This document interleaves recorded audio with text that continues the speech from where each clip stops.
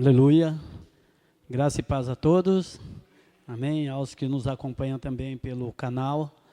Que Deus possa estar abençoando você em qualquer momento em que você assistir esse vídeo, seja à tarde, seja à noite ou em qualquer lugar, que você possa ser edificado.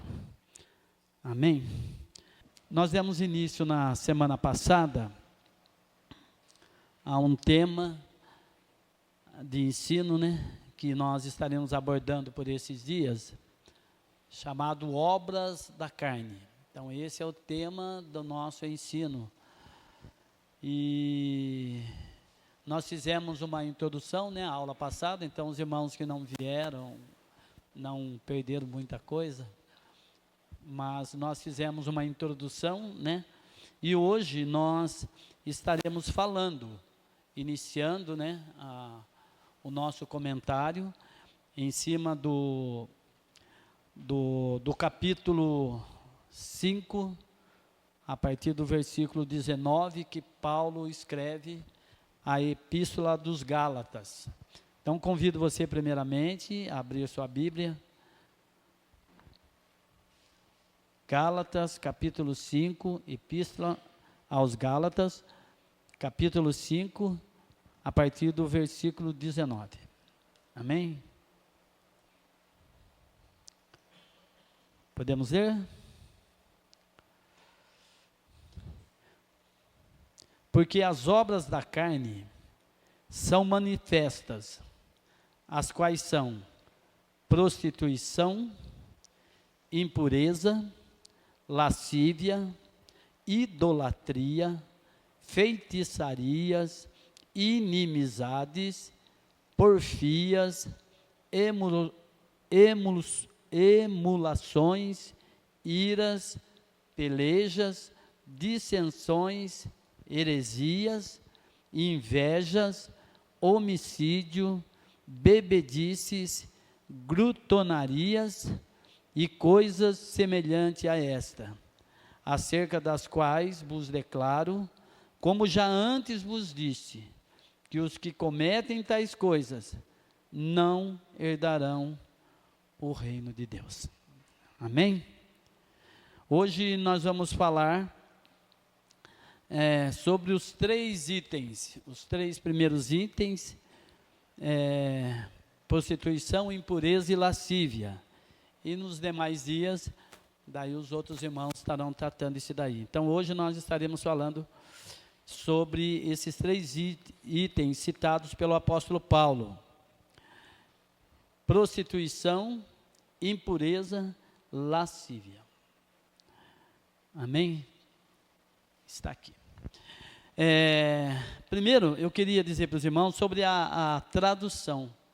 Às vezes em algumas Bíblias, eu não sei, mas às vezes aparece, no lugar de prostituição, aparece imoralidade sexual. Não sei como é que está a Bíblia dos irmãos, mas também faz sentido, é a mesma coisa. Porneia. Prostituição no grego, porneia. E aparece também como imoralidade sexual. Só que essa prostituição ou imoralidade sexual, ela se divide aqui, pelo que o apóstolo Paulo colocou para nós. Eu vou dizer assim, não é que ela se divide, ela se apresenta de algumas formas. Ela se apresenta através do adultério, seria o que nós vamos estar falando hoje, fornicação, impureza. Adultério, fornicação e impureza. Então, esses três itens, nós estaremos falando sobre isso aí hoje.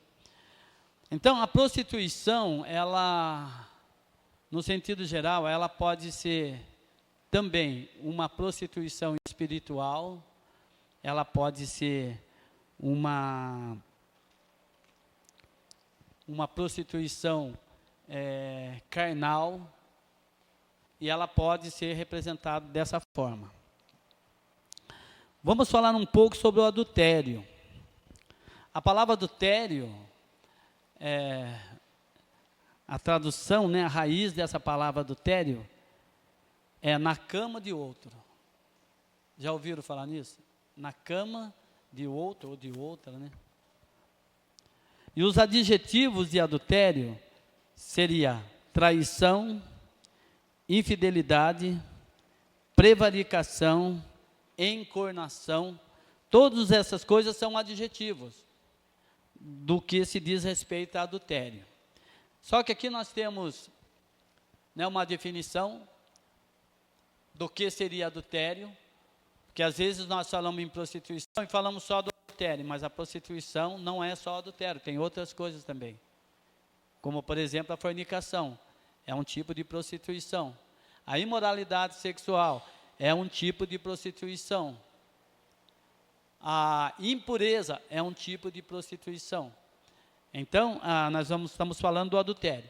Então, a definição do adultério seria essa: é um ato de se relacionar com terceiro na constância do casamento. É considerado uma grave violação dos deveres conjugais. Adultério é um pecado e, por isso, quem a pratica se opõe à vontade de Deus. Adulterar significa quebrar um voto que é feito durante o casamento, um voto de fidelidade. Quem adultera não é fiel e está desobedecendo a um mandamento de Deus.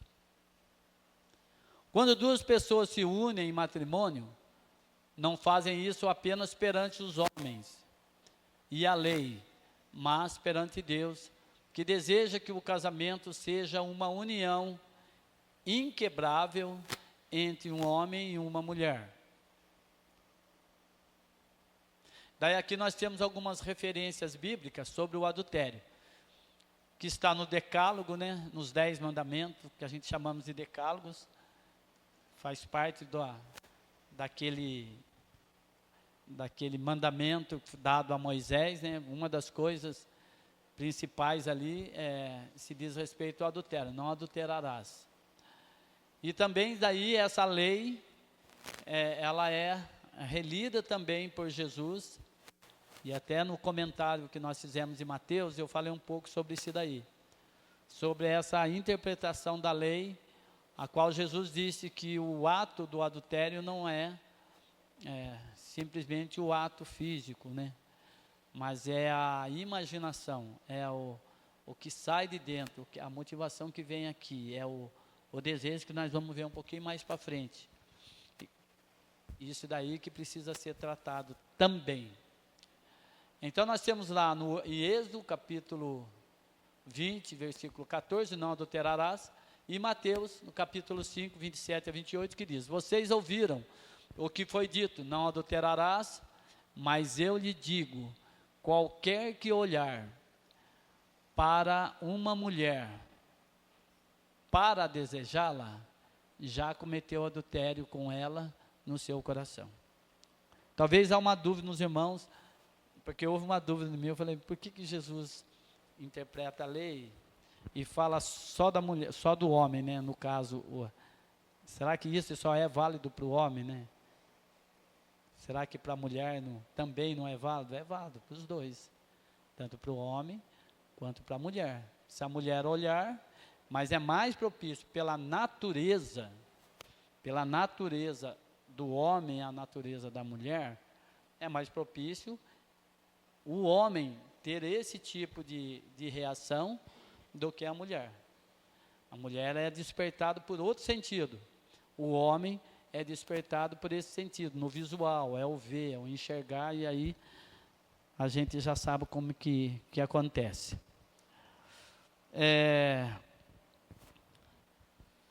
Marcos, capítulo 10, 11 a 12, ele respondeu: todo aquele que se divorciar de sua mulher e se casar com outra mulher, estará cometendo adultério contra ela. E se ela se divorciar de seu marido e se casar com outro homem, estará cometendo adultério. Então nós entendemos que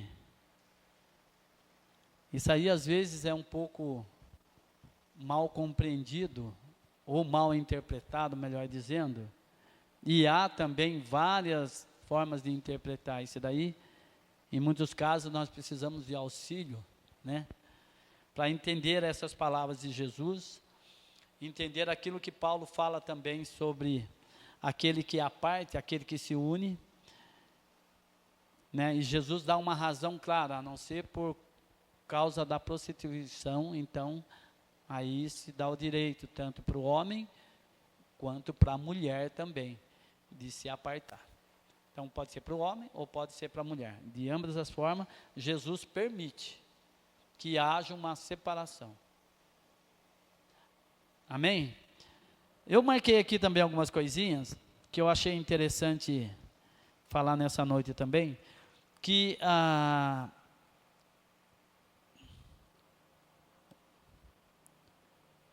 o adultério é um dos pecados que mais entristece a Deus. Hoje eu meditava nisso daí. Antes de vir até eu achava que talvez eu não tivesse muitas condições de falar sobre esse ensino por conta porque tem coisa que às vezes a gente precisa ir lá um pouco mais, se aprofundar um pouco mais. Às vezes a nossa leitura, ela é só uma leitura superficial, a gente lê, entende, passa para frente. Mas tem coisas que é necessário a gente parar um pouquinho e ver, e mergulhar um pouquinho. E ver a raiz, né, o princípio. E nós vamos entender que o princípio desse adultério, que também é um adjetivo, e pode ser visto como um adjetivo como traição, infidelidade, prevaricação. Isso começa lá em Gênesis, quando o casal decide. Não parece, mas eles decidem. Foi uma espécie de uma traição com Deus, ali. E nós vamos ver lá em Apocalipse, terminando quase o livro do Apocalipse, Deus falando sobre a infidelidade também. E nós vamos ver dentro da história de Israel, algo que acontece com Israel e com a nação de Israel e com Deus, dentro desse relacionamento, que é bem explícito quando nós lemos o livro do profeta Oséias, e que fala bem claro o que seria a prostituição, o adultério, que Deus se entristece, porque Deus sentiu isso. Essa traição Deus sentiu, quando o povo deu as costas para ele e procurou um outro Deus. E quando Oséias ele faz essa explanação, e eu estava lendo lá em casa hoje, eu falei, meu Deus, na verdade Deus chama o profeta Oséias, mas era para ele, e a mensagem que Deus queria falar com o povo, era uma metáfora, assim como os profetas. Nós vamos ver em muitos profetas, Deus levantando os profetas, e com alguns exemplos, os profetas, eles falavam da sua profecia dando exemplo, como por exemplo, Isaías, né, que diz que ele pregou, parece 3 anos nu, um outro profeta que dormiu só do lado direito, ou do lado esquerdo, se não me falha a memória, outro que Deus mandou ele cozinhar os seus próprios alimentos, sua alimentação nas suas próprias fezes. E até mesmo um pouco mais recente, quando um profeta lá chamado Ágabo pega o cinto de alguém e dá um nó e fala, assim Deus fará com o dono desse cinto e tal, usando exemplos. E Deus, ele chama o profeta Oséias, para Oséias, pelo aquilo que Deus mandou ele fazer, fosse um exemplo, uma metáfora, mostrando a infidelidade do povo. Então ele manda Oséias procurar uma mulher prostituta e adulterar com ela. Ter um caso com ela. E essa esposa, ela teve 3 filhos. E ele colocou o nome dos 3 filhos. Só que era uma metáfora. Quando a gente começa a ler, a gente entende que é uma metáfora. É Deus querendo que o povo veja o que o povo estava fazendo com ele. Mas não é que o profeta se apaixona de verdade por essa mulher? E aquilo que era para ser uma metáfora, transforma numa história entre o profeta e a prostituta. E ele vive essa realidade, essa entrega, ele vive todo esse contexto. E daí, de forma que o povo entendeu aquilo que Deus queria dizer. Mas, por que eu estou falando isso? Eu estou falando isso daí porque, na verdade, as obras da carne, elas são pecados da nossa natureza. São obras que estão em nós. E Jesus mesmo, ele falou, como eu falei na aula passada, é algo que está dentro do nosso coração. Não é algo que alguém colocou, isso aí é produto da nossa natureza. É produto da nossa natureza. Nós produzimos todas essas coisas. E daí, eu em casa lendo isso daqui, eu lembrei naquilo que o apóstolo Paulo fala aos Romanos no capítulo 7. Nós não vamos ler porque é um texto um pouco longo, mas depois os irmãos acompanhem em casa lá, Romanos capítulo 7. Ele vai falar sobre a miséria que existe na natureza humana. Né? Miserável homem que sou. Né? E ele coloca então, dentro desse texto, ele fala que nós estamos sob 3 leis.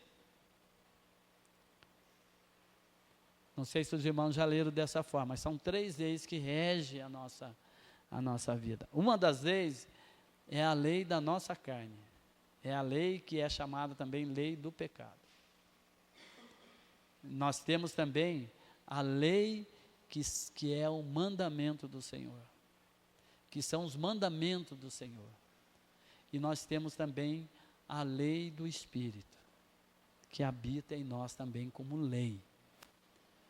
E Paulo, então, nessa explanação que ele faz na carta aos Romanos, ele fala dessa nossa natureza e qual o nosso comportamento. Como nós nos reagimos. E ele mesmo fala, o bem que quero, o bem, eu tenho entendimento que eu preciso fazer o bem. Mas o bem que eu faço, muitas vezes eu não faço. Eu não consigo fazer. Porque eu sou impedido de fazer, porque existe uma lei do pecado que faz com que eu não faça o bem que quero, mas o mal que eu não quero, isso eu faço. E daí ele faz, miserável homem que somos. Isso é para dizer que todos nós, não existe alguém que possa dizer, eu não sou assim. Todos nós temos essa natureza. Uma natureza que precisa morrer, uma natureza que precisa estar sobre a lei do Espírito, porque daí lá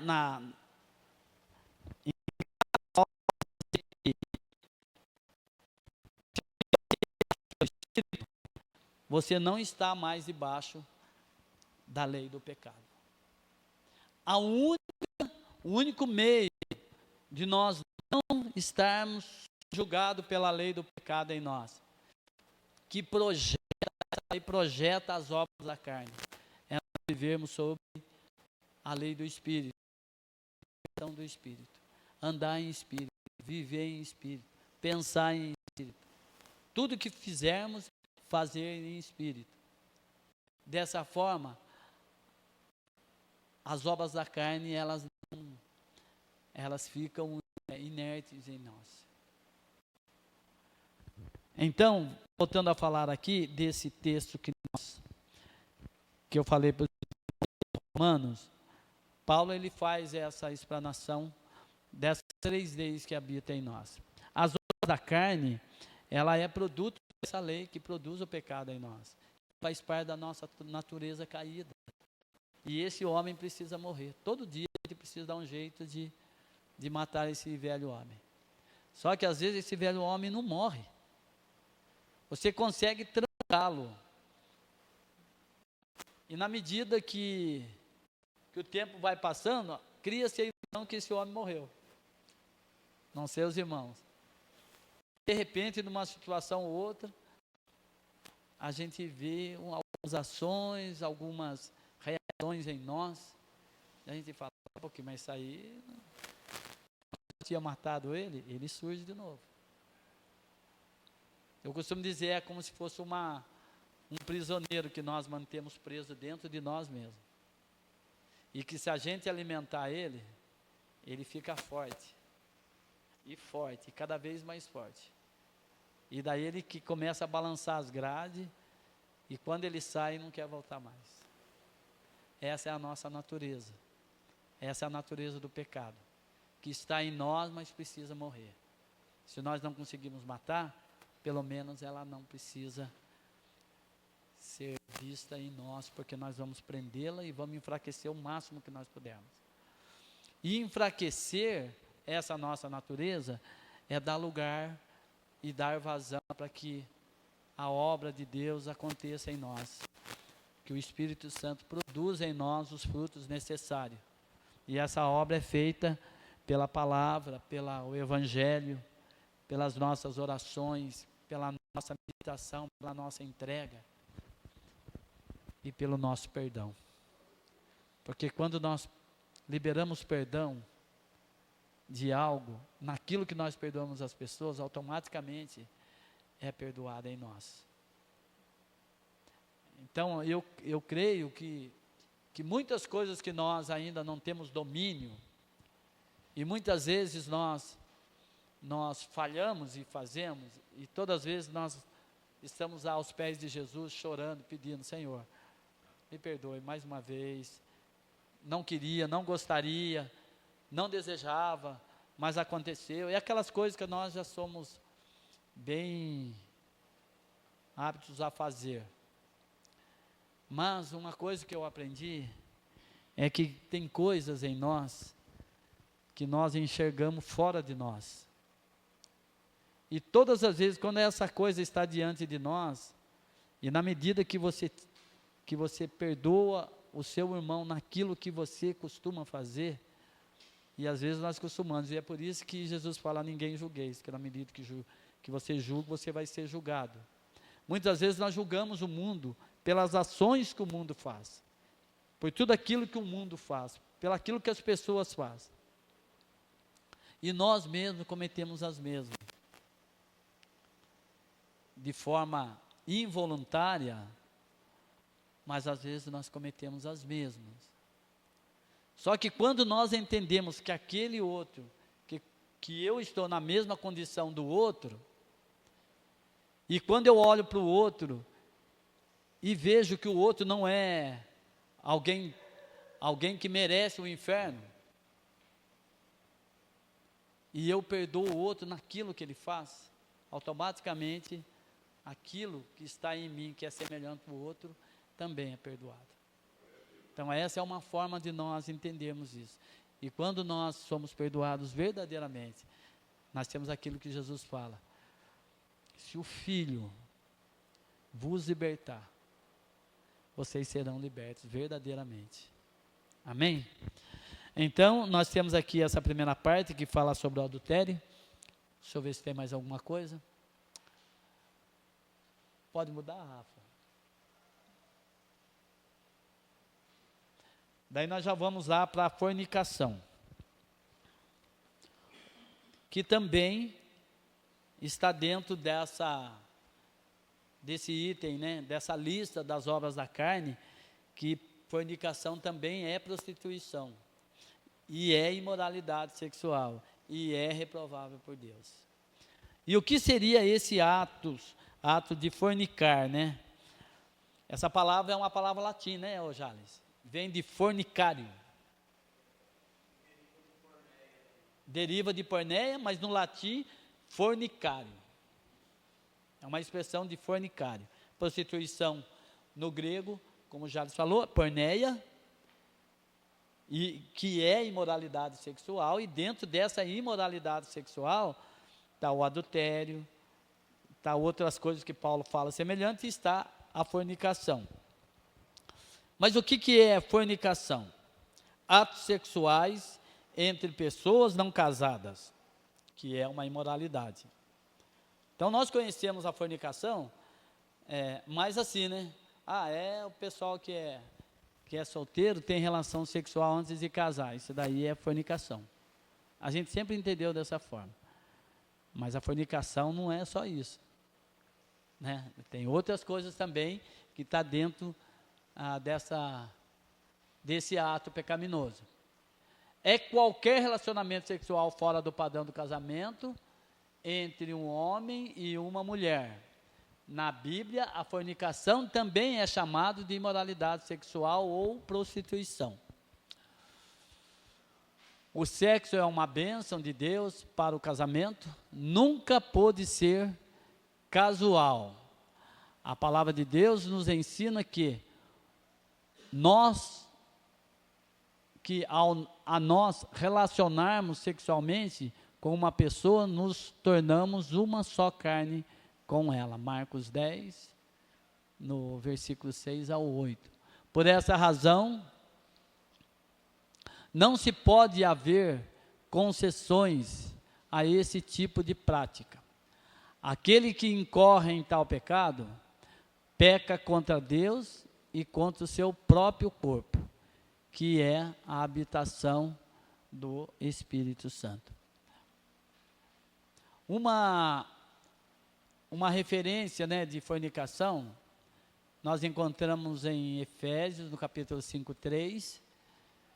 Entre vocês não deve haver nem sequer menção de imoralidade sexual. Na minha Bíblia, vai aparecer da seguinte forma, só para a gente mudar um pouco a tradução. Mas a prostituição e toda a impureza. Então ali aparece, prostituição pode ser a mesma coisa, imoralidade sexual, fornicação é a mesma coisa, é uma imoralidade sexual. O que é imoral? Imoral é isso. Então fornicação faz parte, pode ser vista dessa forma, imoralidade sexual. Deixa eu ver se tem mais alguma coisa. Colossenses capítulo 3:5. Assim façam morrer tudo o que pertence à natureza terrena de vocês. Imoralidade sexual, impureza, paixão, desejos maus, ganância, idolatria. Romanos 13:13.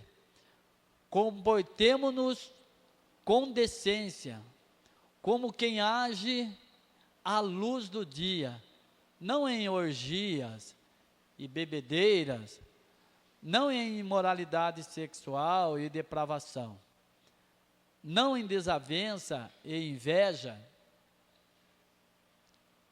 Só, né? Só. Então, daí nós vamos ver o seguinte, só lembrando os irmãos que Paulo está escrevendo para a igreja. Só lembrando os irmãos, né? De repente a gente vê tantas coisas e fala, louco, mas Paulo estava escrevendo para a igreja. Ele estava ensinando a igreja a como andar. Isso aqui é doutrina, irmãos. Isso aqui é doutrina bíblica. Isso aqui são ensinamentos na prática.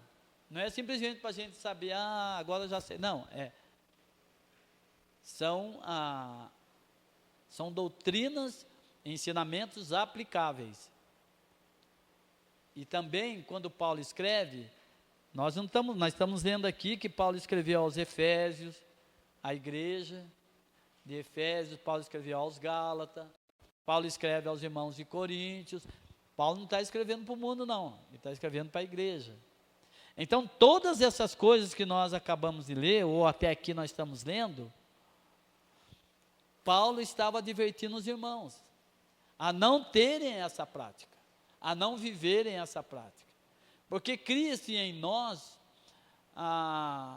algo assim: nós aceitamos Jesus, nós conhecemos o Senhor e nós achamos que nós já somos uma outra pessoa. Oxalá que fosse assim, maravilha que fosse assim. Nós descêssemos nas águas do batismo e saíssemos de lá uma pessoa totalmente transformada, sem pensar em nada mais, sem ter a expectativa de cometer erros, esquecer das coisas que nós já fizemos. Enfim, somos pessoas novas e vamos viver daqui para frente e nada de ruim vai acontecer e vamos embora. Oxalá que fosse assim, e seria muito bom mesmo. Mas por enquanto nós estivermos nessa carne, nós vamos ter que lidar com todas essas coisas. Nós vamos ter que aprender a lidar com a prostituição, nós vamos ter que aprender a lidar com as impurezas, nós vamos ter que aprender a lidar com as fornicações, porque fornicar não é só em ato sexual, nós podemos fornicar de várias formas. Nós podemos usar essa expressão de fornicar, transgredindo algo da palavra de Deus. Então nós não podemos ser fornicários, nós não podemos ser adúlteros, mas adultério não está falando só do adultério físico, mas está falando de outros tipos de adultério, outros tipos de traição, outro tipo de infidelidade. Porque Paulo, quando ele coloca essa lista, ele fala, essas e outras semelhantes a essas, que também fazem parte das obras da carne. Então as obras da carne são coisas que Paulo coloca que dá um total de 15, mas existem coisas que derivam dessas outras coisas também. Por exemplo, uma infidelidade conjugal demonstra uma infidelidade espiritual. Quando nós somos infiel a Deus, certamente você não vai ter problema nenhum de ser infiel com seu cônjuge, ou com seu amigo, ou com seu irmão, porque você já é infiel. E isso é tão verdade que quando Deus ele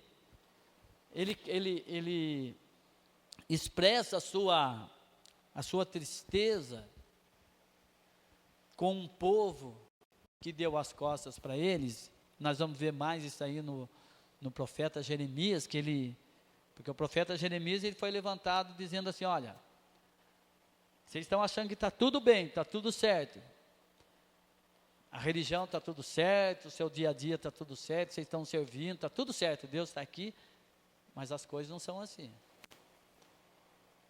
E quando Jeremias ele fala da causa em que Deus vai trazer o castigo para a nação, ele cita uma das coisas, a infidelidade.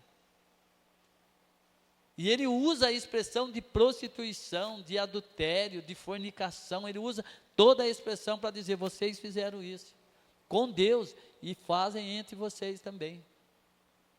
Então é um pecado que o povo cometia de forma religiosa, mas também no social, existia esse pecado normal.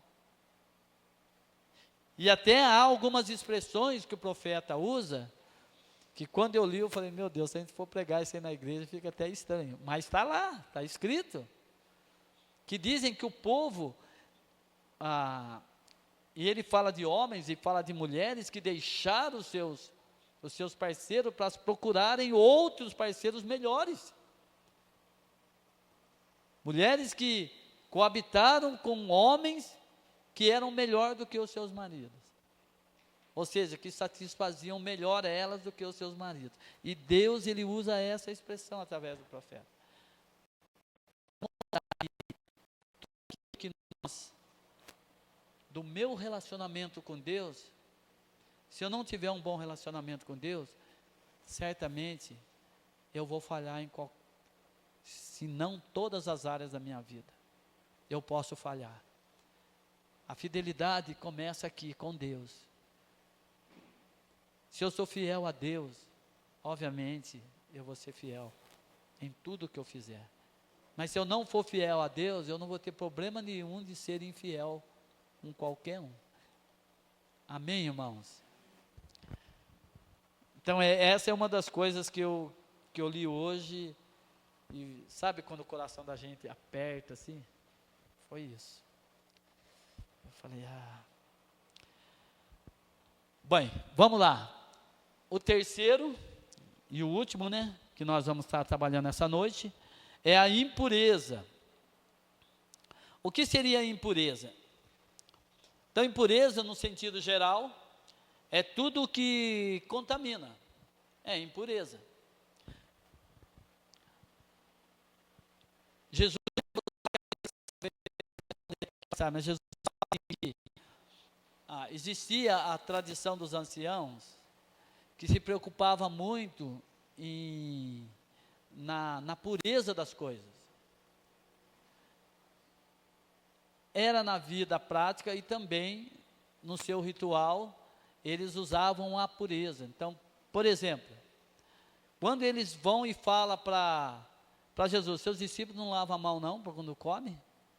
Ele estava relacionando a pureza à higiene, esse tipo de pureza. Ou lava-pés, e que o próprio Senhor reivindicou isso daí, né? Quando ele foi visitar alguém, foi um convidado e chegou lá, não deram água para os pés, porque era costume, lá do Oriente, lavar os pés dos hóspedes. Mas os fariseus faziam mais do que isso, eles não lavavam só os pés quando as pessoas vinham de fora. A tradição dizia que eles lavavam, eles chegavam da cidade, foi para a cidade, foi lá, uma coisa, foi no supermercado, os fariseus voltavam para casa e eles se lavavam, todas as coisas que eles utilizavam, objetos, o que eles utilizaram, eles lavavam tudo, até as suas camas eles lavavam, como um ato de purificação. E daí nós vamos ver sempre Jesus falando e repreendendo os fariseus, dizendo assim, olha, vocês se preocupam muito com o exterior, vocês andam sempre adornados, né, com vestes, né, com filactérios largos, para serem bem vistos pelos homens, como homens justos e homens puros. Mas vocês, na verdade, vocês são todos sepulcros caiados. Vocês expressam uma aparência, e é isso que a religião faz com muitos de nós. Nós carregamos uma aparência de pessoas boas, de pessoas justas, de pessoas que estamos sempre perto de Deus, né? E os fariseus, eles eram assim, faziam longas orações, davam esmola, como eles queriam, mas eles davam o dízimo, bacana. Só que Jesus fala, vocês são que nem sepulcros caiados, branquinho que nem essas cadeiras que nós estamos vendo aqui, branquinho. Mas por dentro, vocês estão cheios de imundície, de podridão, de impureza, de coisa podre. Vocês precisam aprender a limpar o interior do copo. Limpa o interior, para que todo o exterior seja puro. O que eu quero dizer para os irmãos é que Jesus, nessa conversa, ele fala assim para a gente, assim, olha, nada de fora é capaz de contaminar alguém. Nada que entra, nada que é externo, consegue contaminar alguém. Prova disso, Jesus, no início do seu ministério, ele inicia seu ministério, bem no comecinho, purificando leprosos, né? E ele toca no leproso e ele não pega a lepra. Ele toca numa impureza, sem ficar impuro, antes ele purifica aquele que era impuro. Ele toca no morto, que também era considerado impuro. Pela lei, você não podia tocar em morto. Tocou em morto, está impuro. Ele toca no morto. E ele não fica impuro, mas ele dá a vida. Ele devolve a vida.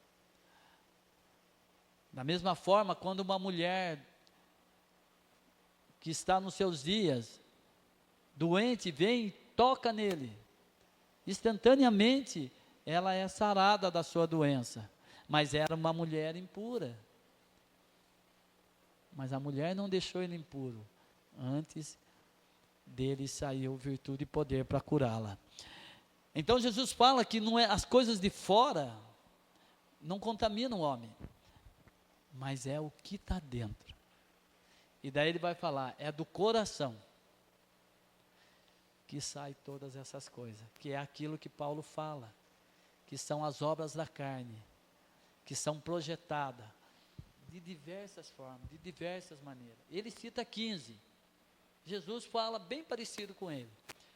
Jesus fala da prostituição, fala da avareza, fala da impureza, fala do adultério, né? Fala de quase todas as coisas que o apóstolo Paulo também coloca como obras da carne. Bom, vamos ler lá. É tudo que contamina a pessoa. Impureza é sujeira espiritual. Todos nós precisamos ser limpos das impurezas para podermos ter uma vida de plena comunhão com o nosso Salvador. A impureza na Bíblia pode ser relacionada à imoralidade sexual, mas também a outras atitudes do homem caído. Jesus explicou que a verdadeira impureza não é a sujeira física, as bactérias, os fungos, né? Mesmo que na lei mosaica, os micróbios, né? Uma casa com mofo, se você chegasse numa casa e viesse aquele mofo lá, ó, hein, Cláudio? Era considerada, esse ambiente aqui, era considerado impuro. Se você comesse alguma coisa sem lavar as mãos, você poderia estar contraindo para dentro de você bactérias, micróbios, essas coisas todas. Então, esse tipo de impureza é que Jesus condena, dizendo assim, ó, isso daí não contamina o homem. Pode deixar você doente, mas não contamina. Se você morar numa casa de mofo, você pode ter uma rinite alérgica, né, uma alergia daquilo e tal. Se você comer alguma coisa suja ou impura, você pode ter um tipo de verme ou qualquer coisa parecida. Mas não é isso não contamina você. O que contamina você é o que está dentro de você. É o que o seu coração produz. Porque essas coisas que aparecem para nós, como obras da carne, que o apóstolo Paulo fala aos irmãos de Coríntios, parece que é só essas coisas, não é não, tem outras coisas semelhantes, então nós produzimos, são coisas semelhantes que nós vivemos produzindo. Hoje nós estamos falando sobre prostituição, sobre imoralidade sexual, sobre impureza. Então essas coisas contaminam o homem, mas nós precisamos entender que são coisas que estão no coração. Eu não tenho desculpa em chegar e dizer assim, mas sabe por que aconteceu isso? Porque aquele ambiente que eu estava, então se tirar você daquele ambiente, beleza? Não, aquele ambiente ajudou você a produzir aquilo que você já tem. Amém, irmãos? Então nós precisamos ser bem entendido nessas coisas, para a gente aprender a lidar com essas coisas, porque essas coisas estão dentro de nós, está na igreja, está em qualquer lugar, né? Precisamos aprender a lidar com isso. Bom, por último aqui, nós vamos falar aqui de lascívia. O que é lascívia, né? Mas essa impureza que nós falamos também, só terminando de falar algumas coisas que eu anotei. Ela pode ser uma impureza moral, pode ser uma impureza espiritual e pode ser uma impureza dos rituais, né, que nós vemos que os judeus praticavam. Então pode ser visto dessa forma. A gente pode pensar assim, não, mas a impureza, vamos ficar só com o que está na lei mesmo, está tudo certo. Não, tem outras impurezas também, que nós precisamos entender que é impureza. Pensamentos sujos, e toda a impureza que vem do coração, né? Tudo aquilo que nós pensamos contrário à vontade de Deus, tudo aquilo que é produzido por nós, pode ser uma impureza diante de Deus. Vamos lá. Lascívia. Vocês acreditam que a lascívia, o que é lascívia, né? Deixa eu ver se tem alguma coisa aqui definida. Tem. Significa sensualidade, libidinagem, luxúria. É uma característica de quem tem despudor, que tem modos libertinos, libidinosos, que tem a propensão para a sensualidade. Está bem explícito isso, né? O que seria a lascívia. Mas a lascívia, ela também deriva-se do latim, que vem de libido. Essa palavra libido, né? Para quem já sabe, né? Ela também tem um sentido de desejo, né? É a mesma coisa, lascívia, desejo, libido. E que se expressa uma pessoa lascívia, ela se expressa nas suas atitudes e no seu comportamento. Ela se expressa, como por exemplo, em atitudes ou até mesmo nos atos. E daí, para nós encerrarmos, eu vou só definir como eu marquei aqui. Olha lá, ó, frequentemente a palavra lascívia está relacionada com a palavra volúpia, que significa grande prazer dos sentidos, ou grande prazer em geral, e o grande prazer está relacionado à sexualidade, né, ao sexo. Então, a lascívia, ela pode ser vista como sensualidade, libidinagem, que é a sensualidade excessiva. Diga-se de passagem que todos nós, Deus nos criou assim, cada um de nós com a nossa sensualidade, nós nos expressamos, mas quando você se expressa e quer mostrar mais do que você tem ou do que você é, o exagero, você comete o pecado da lascívia. É o exagero. Porque, senão a gente poderia entender, por exemplo, as mulheres do Oriente Médio, né? O pastor João já viveu no Oriente Médio lá, um tempo, né, pastor? As mulheres lá, você nem não vê nada, não vê olho, não vê boca, não vê nada, entendeu?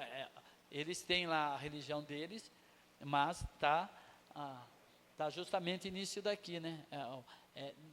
Para não mostrar nada, só o marido pode ver. Ô, gente, mas aí já é um exagero também, né? Então você tem os extremos, que não são os extremos, né? E na verdade, tudo que é exagerado, tudo que é exagero, você pode colocar dessa forma, né? Uma pessoa que quer se expressar como uma pessoa sensual, e isso é válido para homem e para mulher. Tem homem também que gosta de se expressar, né? É o direito de cada um, mas o desejo excessivo de querer se expressar pode estar cometendo lascívia, tá certo? Então, a lascívia é vista nos comportamentos e nos atos. Desejo sexual incontrolável, concupiscências da carne, que é o desejo também desenfreado, né, que Tiago fala. Pode ser também luxúria, que é o desejo intenso pelo prazer carnal. A lascívia, ela pode ser vista também como luxúria, que é aquele desejo quase desenfreado por um objetivo só, prazer. Volúpia, né, que nós vemos ali, volúpia, que já é um tipo de prazer mais intenso, mais voltado para o erotismo. Nós temos a devassidão, e nós temos as coisas obscenas, que é a obscenidade, né? Então isso daí também é derivado e também são adjetivos da lascívia. Porque às vezes a gente fala lascívia, eu, pelo menos quando eu li a primeira vez lascívia, eu falei, mas o que é isso? Lascívia, né? Sabia o que era. E até hoje tem gente que não sabe o que é lascívia, não sabe o que é luxúria. Não sabe, irmãos. Está na Bíblia? Está na Bíblia. No mundo é outra coisa. No mundo, isso daí está tudo certo, não tem nada. Você vai encontrar essas palavras quando você lê a Bíblia. Se você não lê a Bíblia, essas coisas você não vai nem ver. Você vai estar vivendo aí sem saber o que você está vivendo. Agora, quando você lê, você vai encontrar. Você vai encontrar doutrina como essa que nós estamos, que são doutrinas bíblicas, não é doutrina de homens, mas são doutrinas bíblicas que nós devemos observar e colocar em prática e cumprir. Porque o apóstolo Paulo fala que todas essas coisas, quem comete essas coisas, e o pastor João até falou domingo na pregação dele, não herdarão o reino de Deus. Gente, isso aí é sério. É sério. Isso não deve ser um alerta para todos nós, não é um assunto que nós devemos estar sempre, se não falando, mas sempre conversando, uma conversa formal ou informal, mas tem que estar no nosso dia a dia. A gente tem que estar sempre preocupado com essas coisas, se policiando, disciplinando a nós mesmos, para que a gente não venha fazer parte ou estar numa lista como essa. Lembrando que todas essas coisas, ela vem do coração. Não vem de fora, irmãos. Essas coisas vêm do coração. Eu nunca tive isso. Eu não tenho isso. Está no seu coração lá. Talvez como semente, quietinha, mas está lá. Porque na verdade tem algumas coisas em nós, como eu disse na aula passada, que um dia foi semente. E infelizmente, brotou e virou árvore. Se nós cortamos, que bom. Corta, porque todo mal tem que ser cortado pela raiz. Porque Jesus também fala que toda planta que meu Pai Celestial não plantou, será arrancada. Então existem males em nós que nós decidimos cortar. Nós fazemos a nossa parte. E Deus, Ele faz a dele quando vê que nós fazemos a nossa. Algo que você luta, algo que você... Deus está olhando, Deus não vai nos ajudar, irmãos? Lógico que vai. Amém? Então, para nós encerrarmos, na Bíblia, a palavra lascívia é interpretada como impureza, impudor e comportamento lascivo. Vai além do pecado e envolve o desprezo pelo que é certo. E foi muito bem incluído pelo apóstolo Paulo nas obras da carne. 2 Coríntios, capítulo 12, 21. Que eu tenha que chorar por muitos, que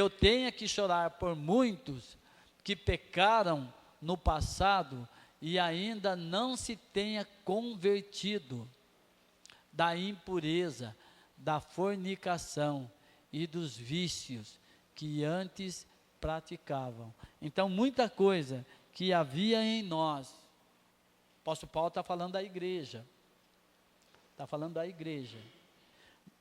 eu tenho que chorar novamente por coisas que já deveriam ter deixado, e ainda a prática dessas coisas. Então é algo recorrente para nós pensarmos, como eu era, e ser diante de Deus, falar, Deus, eu era isso, e hoje? Hoje eu não sou isso, mas continuo sendo isso, Senhor. Isso não é uma confissão, irmãos? Isso não é uma confissão necessária? Falar, Deus, eu sou isso. Tenho essa aparência, mas no fundo eu sou isso. Gente, isso é confissão que nós precisamos entender e precisamos fazer, para que nós sejamos sarados. O sangue de Jesus nos purifica de todos os nossos pecados, quando eles são confessados. E deixado. Amém? Acabou, Rafa? Acabou, né?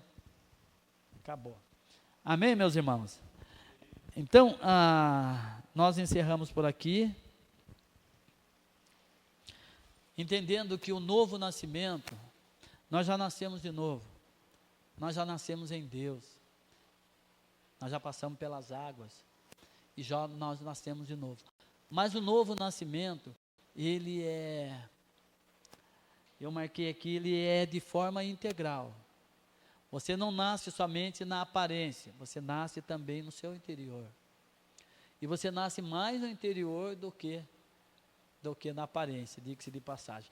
Mas nós não podemos esquecer que o novo nascimento é processual. É algo progressivo. É algo que nós precisamos estar ali, olha, dia após dia. Nós vamos olhando em Jesus e vamos nos purificando, nos aperfeiçoando nele, trilhando um caminho de impuro em direção ao puro. Amém? Impuro em direção ao puro. Esse é o ritual que a lei de Moisés diz sobre o impuro e o puro. Ou seja, tudo que vem em direção a Deus é impuro. Passa por um processo de purificação e segue adiante. Só que o povo não fazia isso. O povo vinha, passava pelo processo de purificação, era purificado, seus pecados eram purificados, e eles deveriam seguir em diante, em frente, olhando para Deus e se purificando cada vez mais. Daí eles voltavam para a impureza de novo. Daí depois tinha que voltar de novo com o mesmo processo. Então ficava sempre girando em círculo, impuro para puro, impuro para impuro, e sempre vinha do impuro para o puro. Depois, quando estava puro, voltava para o impuro. E é por isso que nós temos aquela palavra que diz assim, sobre a lavagem da porca, né? Que lava-se a porca, deixa ela limpinha e ela volta novamente ao lamaçal, né? Isso é todo aquele que ouve e não entende. Entendeu? Tá. Mas e aí? Agora é a prática. Amém? Louvado seja Deus, termino por aqui.